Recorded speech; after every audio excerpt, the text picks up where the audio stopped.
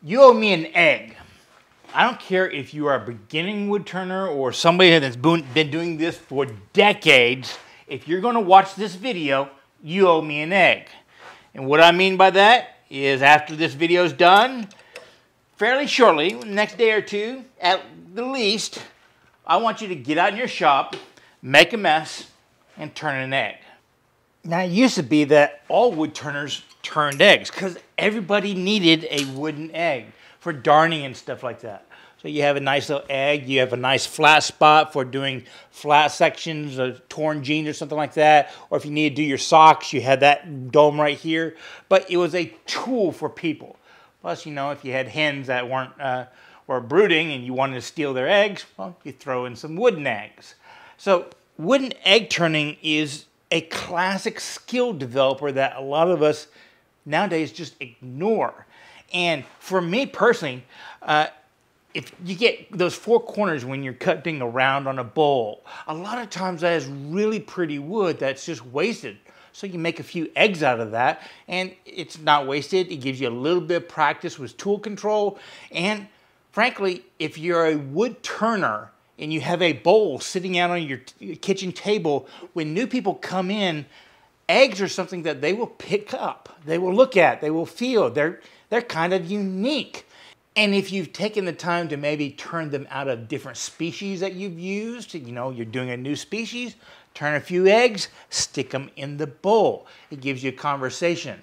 Or if I get a really cool piece of wood, instead of cutting it for pen blanks, I'll turn a egg and it can go into the pile. If you have a very specific tree, maybe something that grew at your grandmother's place or something like that, you can make a special egg that you can keep and it'll always be the reminders of it. So somebody picks that up, you can say, hey, that came from Meemaw's place. Now, most wood turners that don't sell their work regularly, you know, you can develop a very nice collection.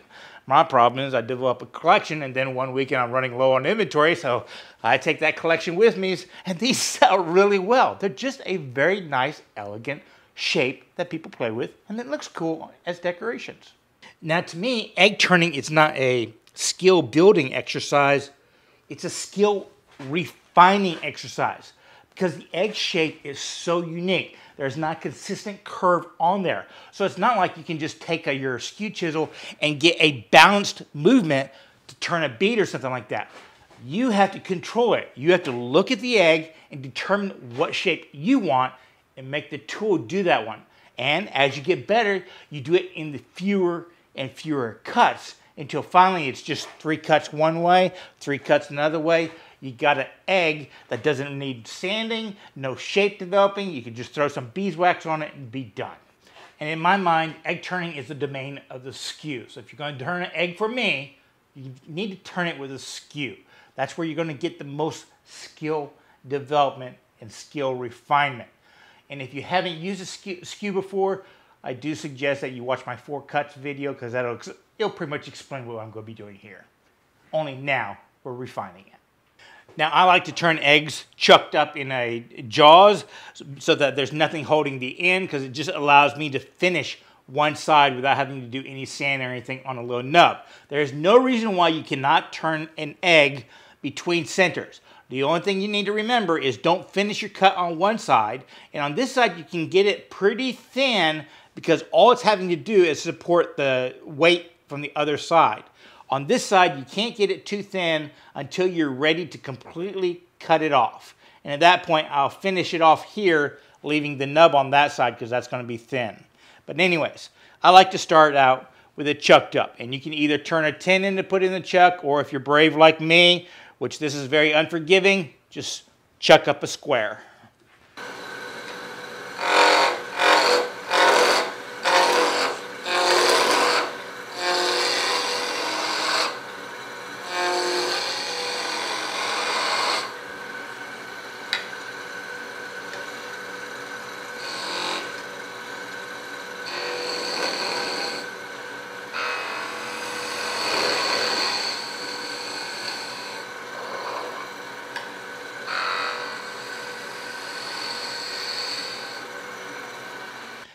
Now the thing about eggs is you can't make a bad one because no 2 eggs are ever identical. We all have that ideal shape of an egg in our head, but you know, an ostrich is not going to lay the same shape or size egg as a hummingbird. They're all different. So if you turn an egg that's maybe a little bit compact, just tell them your chicken was fixated by ping pong balls. If it's a little bit too long, just say it was you named that chicken Karen and is a real tight ass. You know, you can always come out with an excuse. If it's too blocky, just say it's an 8-bit representation of an egg.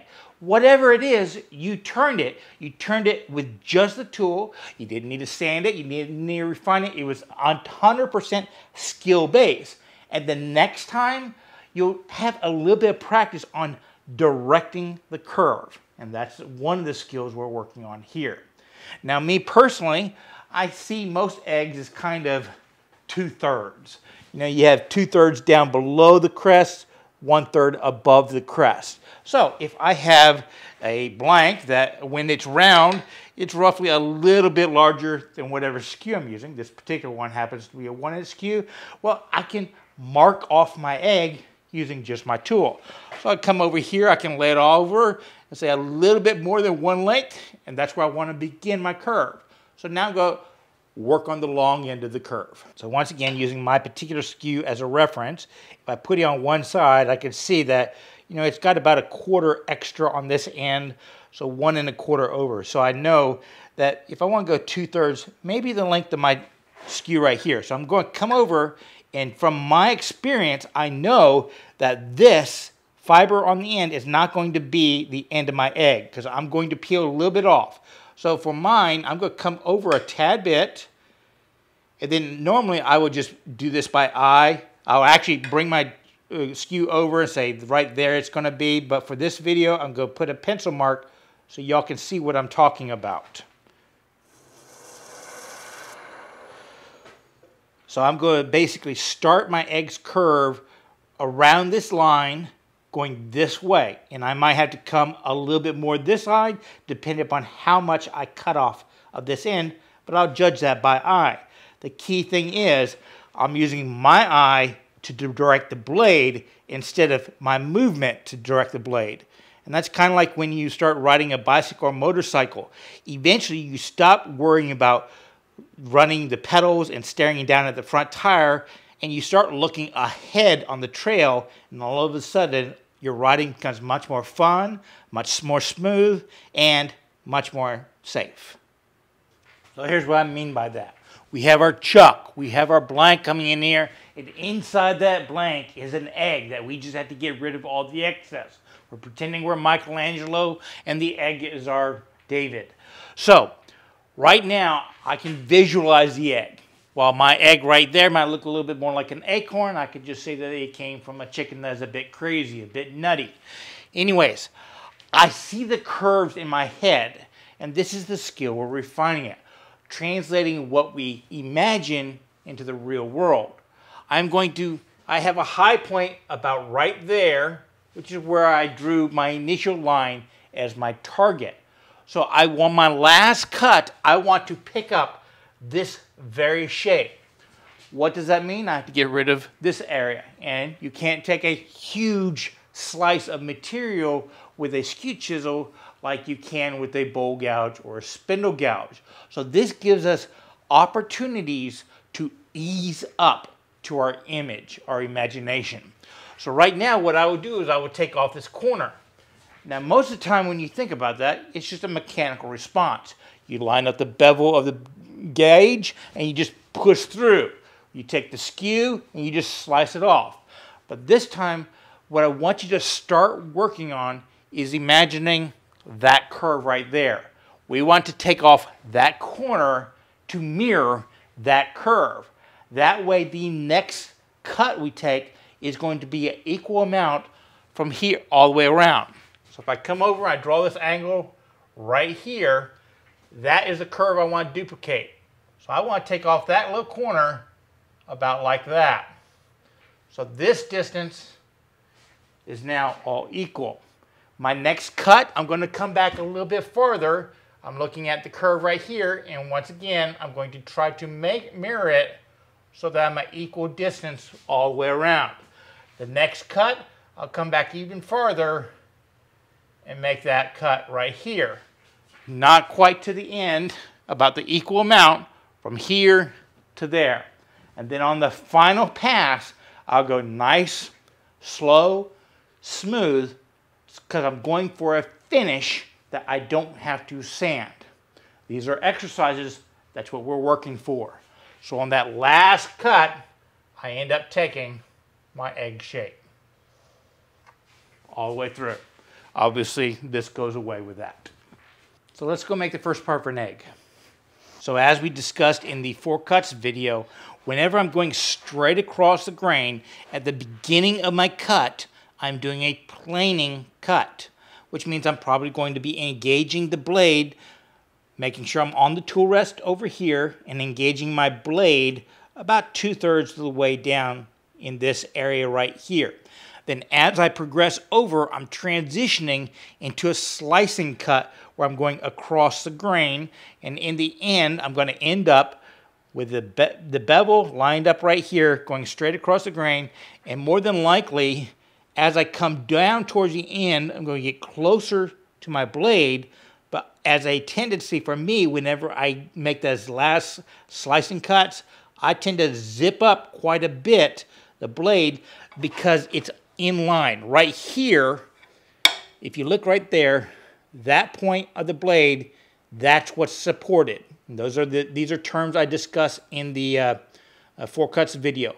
But as the closer I get towards perpendicular, I'm supported farther and farther up, so I can even be on this very tip and I am supported. So that's typically my motion, and that tends, for some reason, and I can't explain the geometry, I tend to get that last fibers slicing a little bit better up front. But that's just me. You'll see most experts will make the final slice off of that very last tip right here. And obviously, just as we discussed, I'm picturing that circle in my mind. I'm trying to match the curves right here. I'm going to touch my tool to the tool rest, come back up. I'm going to begin my engagement about a third back, and I'm going to end up about a third down. And just come on over, graduating into the curve. 1 cut. Looking at that, well, I can tell right there in my imagination, whoa, that's a sharp point right here. It's almost straight. So analyze what I did in my mechanics, that my cut action did not follow my imaginary line. Come back in, we're going to refine it. Start out a little bit flatter this time because I engaged pretty abruptly, and come back farther over. A little bit better, but this time my engagement was too low coming back. So here's my 3rd cut, coming back farther.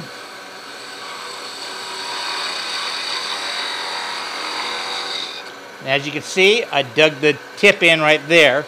So we'll come back over and take that off. And let's see if we can do this last little bit in one last pass. Engaging my line, coming back over. Nope.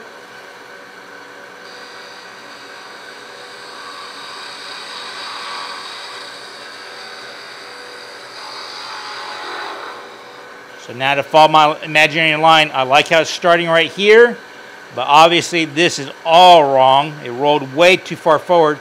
So now I need to come back and engage ahead of my line. So that just takes something to work on.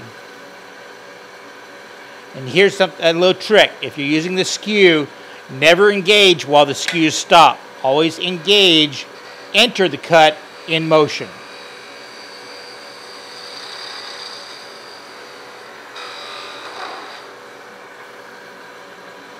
Enter the cut in motion.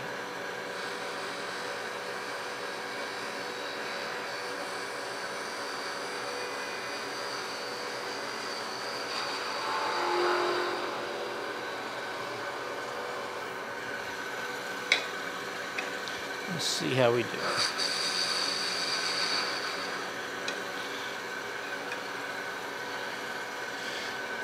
Still like the curve a little bit better.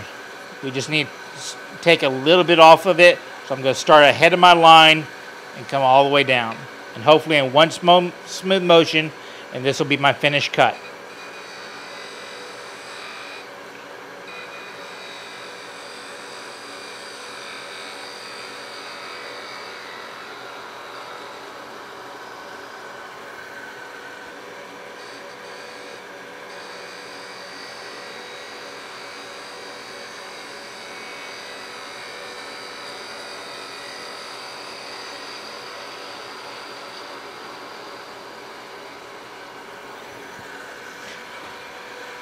Okay, a little tippy, but I'm going to call that good enough.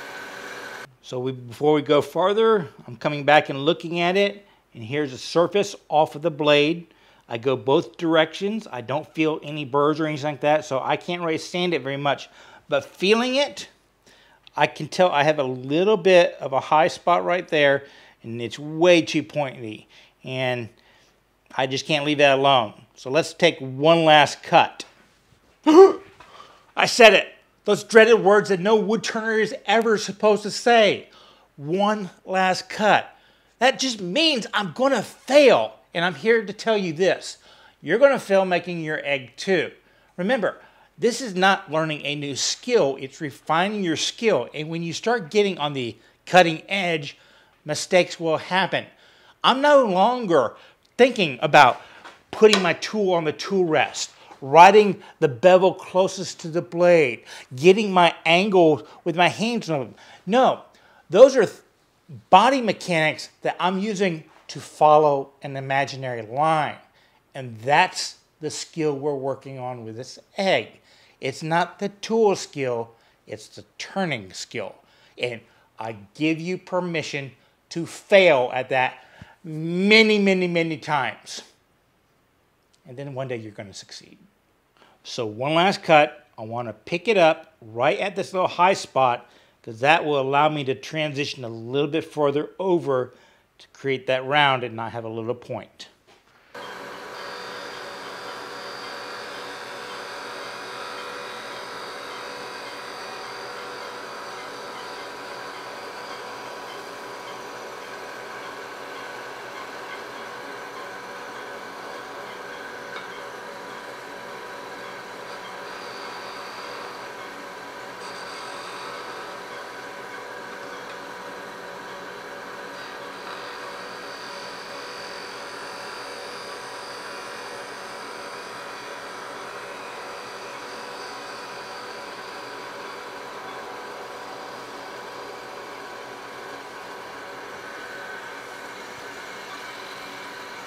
Still not right.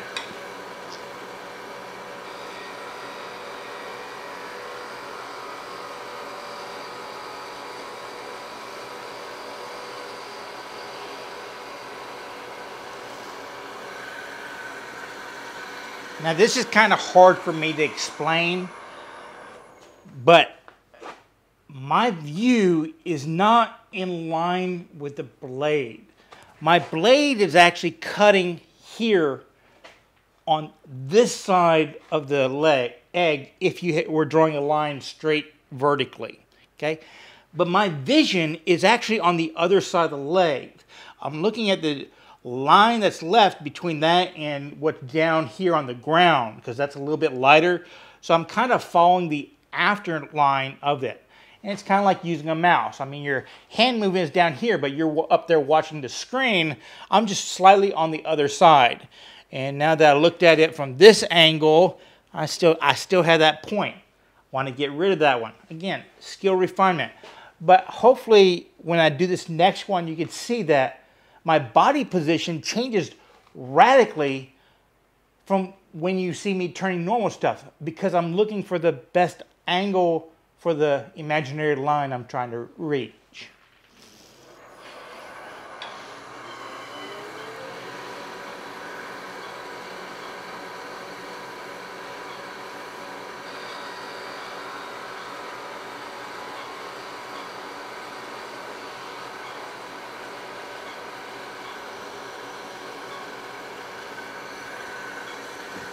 A little better. So back to the playbook, we now want to transition to the other third of our egg. Now, you saw me. My goal here was 3 cuts. And I ended up making a lot more of that one because I wasn't happy that I reached my line. I had that image in my head. The tool just needed to get there, and every time I made it, I could either see or I could feel where it was off, so I would have to attack it that way. It was less about using the tool and more about getting to my line. Well, we have the same situation right here. I know where I want to go, but in order to get there, I've got to clear away all the waste.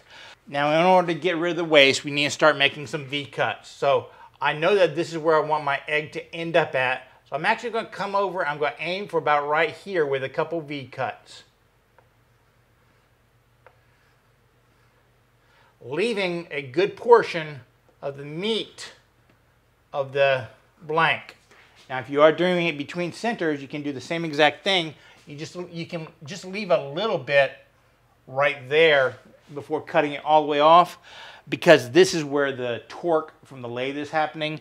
All that's doing is holding up the end block. In fact, if you can get rid of a lot of the end block, you can have it even thinner. Sidetracked. Anyways, I've made those V-cuts, so now it's just the same exact process. I need to take off this corner right here at that angle. So I'm practicing sneaking up on my imagination, once again, just going the opposite way. And what I like about this one is this is practice for this side. You have a lot of shots to get it right over here, but if you mess up this side over here, you're going to have to fix it with sandpaper, which is our goal not to do. So there's the high point of my egg, and I'm visualizing it's going to end about right there, so I want to start making my V-cuts right there.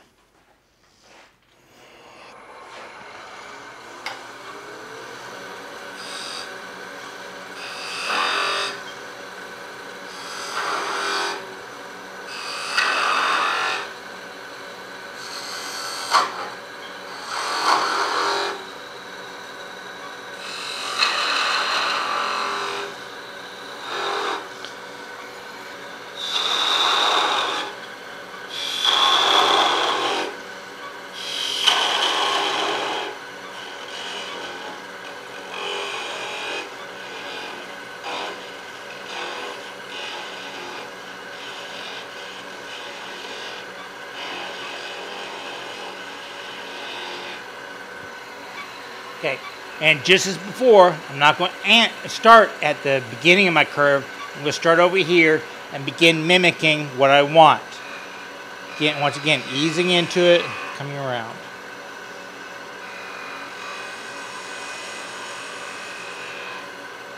One.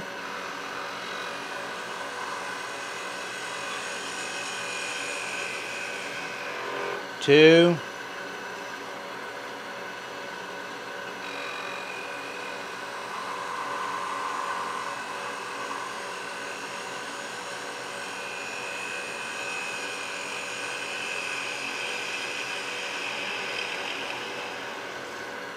3. Got a little bit of a high spot right there, so I'm going to come back through. One last cut, the dreaded turn.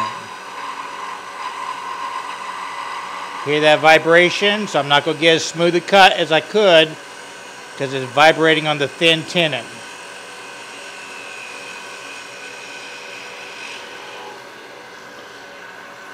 A little bit of a high spot right there.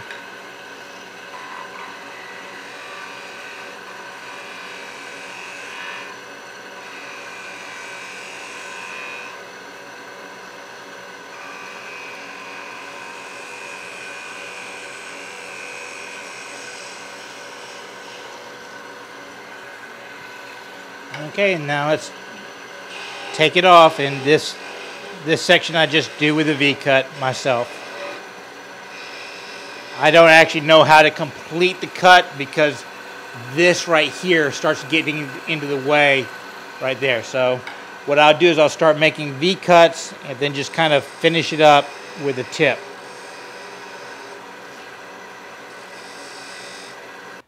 Now I know this will be a review for a lot of y'all. Ooh, look at those lines, okay. But you don't want to cut it off right where you want to end. You actually want to cut it off a little bit back Because what's going to happen is this egg has a momentum, and that momentum just normally is going to be slowing down as more than this. So there's torque on that spot. So as this gets down to the size of my pencil lead, this could twist off, and it'll rip out fibers on the inside of the egg, which you don't want. So if you make it thin, but not too thin, and then make it super thin, a little bit closer over here, it'll twist off up here, and then you can kind of cut the nib off with your blade so you don't get those fibers torn off inside the egg. You don't want that little dimple. So that's what I'm going to be doing right now. I've got it pretty thin right there, about as thin as I'm going to go at this point. So you're going to see me start doing a V-cuts coming back this direction in order to cut it off.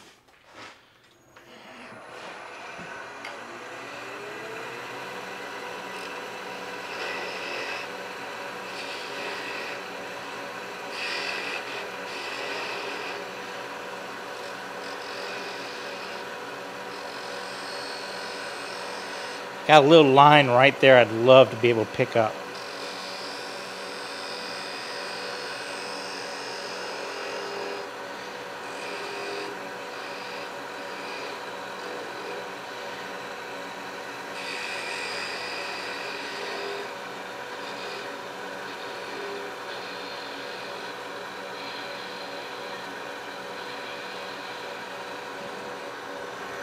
And we'll take it off. Leaves that little bit of a nub right there. See those lines? That's what I was going for. But you can basically take your blade and just kind of shave those off.